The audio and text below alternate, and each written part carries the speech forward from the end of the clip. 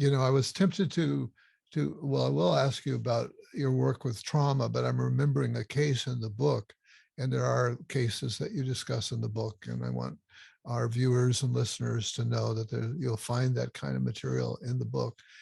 And you talk, because in my mind, one place I go is, well, what about the really dark stuff? Are you avoiding the really dark stuff? Isn't there a basic psychotherapeutic knowledge that people have to go there into the dark places to get better?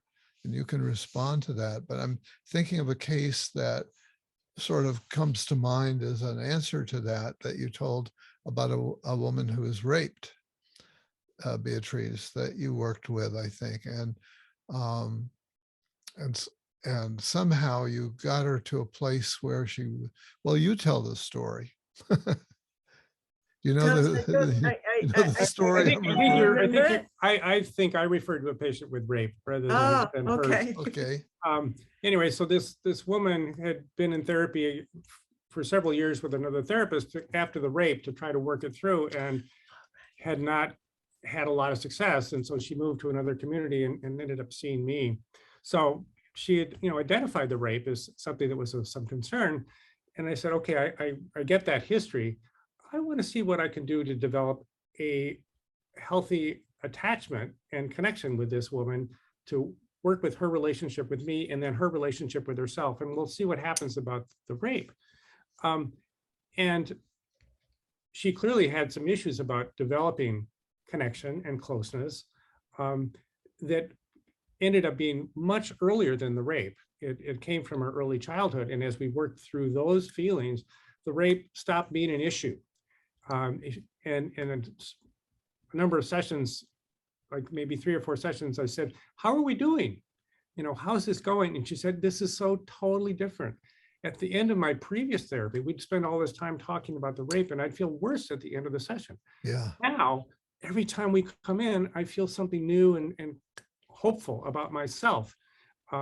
So yes, there's all this trauma, and we focus on it somewhat, but it's mostly recognizing that if we go with the underlying resources, that the nervous system will update that traumatic memory. We are providing a form of neuroplasticity called emotional memory reconsolidation. Yes. Yeah. So we're providing that, constantly in the sessions. And so the healthy attachment that they're building with themselves and with us is updating the traumatic abuse that they may have suffered with their parents, because they're having a new experience. And that can be painful. We sometimes refer to our therapy as like going to see a physiotherapist, where the resistance is like a frozen joint. And we're asking this patient to start moving muscles and nerves in ways that they could never do before. And that's uncomfortable. It can be disorienting, it can be painful. And sometimes there's a release of grief or shame that can be quite uncomfortable for the patient and even for the therapist. And yet recognizing the trauma and the pain is not in the present, it's being released from the past. And so trusting that and realize, okay, this is part of the healing process. Yeah. Yeah. I think in the stories, you've kind of illustrated something that I was impressed by in the book, which is the go the other way. And I didn't know whether to call that a technique or a mindset. I think it's kind of a mindset, go the other way. Yeah. Yeah. So I think, yeah. Why don't you speak to that? Because that's your phrase. That's my phrase. You develop that with your students. Right. Well, I was taught that anxiety, let's pay attention to the anxiety. Shame, let's pay attention to the shame. And let's work with all that kind of stuff. Right, right. Reading neuroscience, I realized that what you pay attention to, you're sending blood to those synapses. So paying attention to the anxiety, we're reinforcing the synapses. We're sending Mhm. blood to the synapses. So, and so then I realized, like, no, we're doing it wrong. Let's go the other way. Yeah.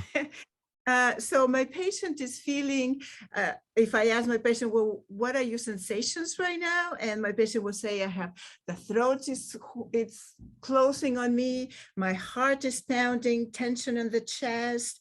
And so then I say, well, tell me what is happening right now inside of you? I'm really anxious. Are you aware that you are being anxious? And yes, I'm aware. So you are in awareness of yourself.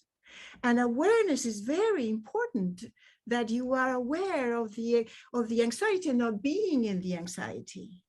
And then suddenly it's like, oh yeah, I'm aware and not being in the anxiety.